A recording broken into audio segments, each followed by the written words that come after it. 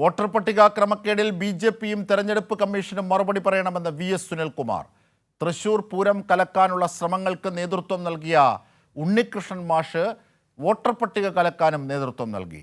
2 EPIC നമ്പറിലാണ് K R. Shaji 2 മണ്ഡലങ്ങളിൽ vote ചേർത്തിരിക്കുന്നത്. 42-ാം ബൂത്തിൽ മാത്രം 79-88 വയസ്സായവരെ ഫോം 6-ന്റെ ദുരുപയോഗത്തിലൂടെ കുത്തിക്കയറ്റിയെന്നും സുനിൽകുമാർ പറഞ്ഞു.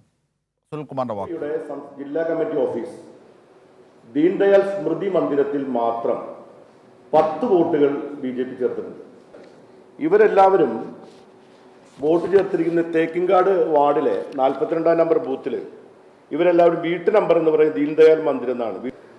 അവരാരും തന്നെ തൃശ്ശൂർ മണ്ഡലത്തിൽ താമസക്കാരായിട്ടുള്ള ഈ നേരത്തെ പറഞ്ഞ പോലെ ഓർഡിനറി റെസിഡൻസ് ആയിട്ടുള്ള അല്ലാത്ത ആളുകളെ സ്വന്തം പാർട്ടി ഓഫീസിന്റെ അഡ്രസ്സിൽ തന്നെ ബി.ജെ.പി. ചേർത്തിരിക്കുകയാണ്. ഇനി അതിൽ നിന്ന് ഒളിച്ചോടാൻ ബി.ജെ.പിക്ക് കഴിയുമെന്ന് എനിക്ക് തോന്നുന്നില്ല. ആതിര എന്ന് പറയുന്ന കൗൺസിലറുടെ വീട്ടിലാണ് ഇവിടെ ബി.ജെ.പിയുടെ നേതാവായിട്ടുള്ള ഉണ്ണികൃഷ്ണൻ മാഷിന്റെ പേര് ചേർത്തിരിക്കുന്നത്.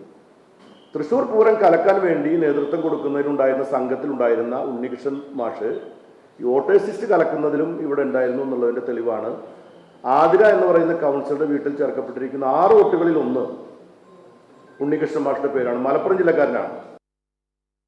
ഇതിന്റെ കൂടുതൽ വിവരങ്ങളുമായി ശരത് തോങ്ങല്ലൂർ ചേരുകയാണ്. ശരത് തോങ്ങല്ലൂർ, കൂടുതൽ തെളിവുകളാണ് ഇതുമായി ബന്ധപ്പെട്ട് സുനിൽകുമാർ നൽകുന്നത്.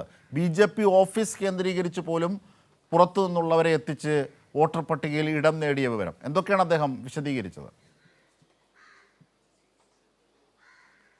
അജിംഷാദ്, വളരെ കൃത്യമാണ്. തൃശ്ശൂർ ലോക്സഭാ തെരഞ്ഞെടുപ്പിനായി തയ്യാറാക്കിയിട്ടുള്ള വോട്ടർ പട്ടികയിൽ വ്യാപകമായിട്ടുള്ള ക്രമക്കേട് നടന്നു എന്ന് തെളിയിക്കുന്നതിൻ്റെ കൂടുതൽ വിവരങ്ങൾ പുറത്തു വന്നുകൊണ്ടിരിക്കുകയാണ്. ഇതിൽ വളരെ പ്രധാനപ്പെട്ട ഒരു കാര്യം, ബി.ജെ.പിയുടെ ജില്ലാ കമ്മിറ്റി ഓഫീസായ ദീൻദയാൽ ഉപാധ്യായ മന്ദിരവും കേന്ദ്രീകരിച്ചുകൊണ്ട് 10 വോട്ടുകൾ ഇത്തരത്തിൽ ചേർത്തു എന്നാണ് പറയുന്നത്. വോട്ടർ പട്ടികയിൽ പേര് ചേർക്കുന്നതിന് വേണ്ടിയിട്ടുള്ള നിഷ്കർഷിച്ചിട്ടുള്ള മാനദണ്ഡങ്ങളിൽ വളരെ കൃത്യമായി പറയുന്നുണ്ട്, അവിടുത്തെ സാധാരണ ഓർഡിനറി ആയിട്ടുള്ള റെസിഡന്റ് ആയിരിക്കണം എന്ന് പറയുന്നുണ്ട്. എന്നാൽ അത് മാനിക്കാതെ, അതായത് ഈ പാർട്ടി ഓഫീസിൽ സ്ഥിരമായിട്ട് ആരും താമസിക്കുന്നില്ല, പാർട്ടി ഓഫീസിൽ ആരുടെയും മേൽവിലാസവുമില്ല, എന്നിട്ട് പോലും 10 വോട്ടുകൾ ഇത്തരത്തിൽ ദീൻദയാൽ ഉപാധ്യായ മന്ദിരം കേന്ദ്രീകരിച്ചുകൊണ്ട് നടന്നു എന്നാണ് പറയുന്നത്. ഇത് വ്യാപകമായിട്ടുള്ള ക്രമക്കേടാണ്. ഇതൊരു മാനിപ്പുലേറ്റഡ് ആയിട്ടുള്ള ഒരു വിക്ടറിയാണ്, അതായത് ഉണ്ടാക്കിയെടുത്തൊരു വിജയമാണ് എന്നാണ് പറയുന്നത്. ഇതുമായി ബന്ധപ്പെട്ടുകൊണ്ട് വളരെ പ്രധാനപ്പെട്ട മറ്റൊരു കാര്യം പറയുന്നത്, കരട് വോട്ടർ പട്ടിക തയ്യാറാക്കിയതിനു ശേഷം ഫോം 6 പ്രകാരം പുതിയ വോട്ടർമാരെ ഉൾപ്പെടുത്തുന്നുണ്ട്. ഒരു പ്രൊസീജിയറുണ്ട്, അല്ലെങ്കിൽ ഒരു രീതിയുണ്ട്. ആ പുതിയ ഫോം 6 പ്രകാരം ആഡ് ചെയ്യുന്നത് അല്ലെങ്കിൽ കൂട്ടിച്ചേർക്കുന്നത് ആ വർഷം തെരഞ്ഞെടുപ്പ് നടക്കുന്നത് ഏപ്രിൽ മാസത്താണെങ്കിൽ 2024 ജനുവരി 1-ന് 18 വയസ്സ് തികഞ്ഞ പുതിയ വോട്ടർമാരെ ലക്ഷ്യമിട്ടുകൊണ്ടാണ് ഇത്തരത്തിൽ ഫോം 6 ഉപയോഗിക്കാറുള്ളത്. എന്നാൽ ആ ഫോം 6ന്റെ കാര്യത്തിൽ വ്യാപകമായിട്ടുള്ള ദുരുപയോഗം നടന്നിട്ടുണ്ട് എന്ന് വളരെ കൃത്യമായി തന്നെ വി.എസ്. സുനിൽകുമാർ പറയുന്നു. ഈ കരട് വോട്ടർ പട്ടികയിൽ നിന്നും അന്തിമ വോട്ടർ പട്ടികയിൽ എത്തുമ്പോൾ 45,000 വോട്ടിന്റെ വ്യത്യാസം മണ്ഡലത്തിലുണ്ടാകുന്നു. ഇത്തരത്തിൽ വ്യാപകമായി വോട്ട് ചേർക്കപ്പെട്ടത്, അതായത് കൃത്യമായിട്ട് ഈ അന്തിമ വോട്ടർ പട്ടിക പരിശോധിച്ച് അതിന് കൃത്യമായി പരാതി നൽകാനുള്ള സമയം രാഷ്ട്രീയ പാർട്ടികൾക്ക് പലപ്പോഴും കിട്ടുന്നില്ല. ഈ തെരഞ്ഞെടുപ്പ് പ്രക്രിയയുടെ സമയം 180 ദിവസത്തിൽ നിന്ന് കുറച്ചതിൻ്റെ ഭാഗമായിട്ട് ഇത്തരത്തിൽ കൃത്യമായിട്ട് അതിന് സമയം കിട്ടുന്നില്ല. അതായത് തെരഞ്ഞെടുപ്പിന് തൊട്ട് മുമ്പാണ് ഇത്തരത്തിൽ അന്തിമ വോട്ടർ പട്ടിക പുറത്തു വരുന്നത്. അപ്പോൾ നമുക്ക് പരാതിയുമായി പോകാൻ സാധിക്കുന്നില്ല. ഇത്തരത്തിലുള്ള ഒരു ലൂപ്പ് ഹോൾ ഉപയോഗിച്ചുകൊണ്ട് 45,000-ലധികം വോട്ടുകൾ ചേർത്തു എന്നാണ് പറയുന്നത്. അതിൽ 79 വയസ്സായാലും 88 വയസ്സായാലും ഉൾപ്പെട്ടിട്ടുണ്ട് എന്ന കാര്യം കൂടി കൃത്യമായി വി.എസ്. സുനിൽകുമാർ പറയുന്നു.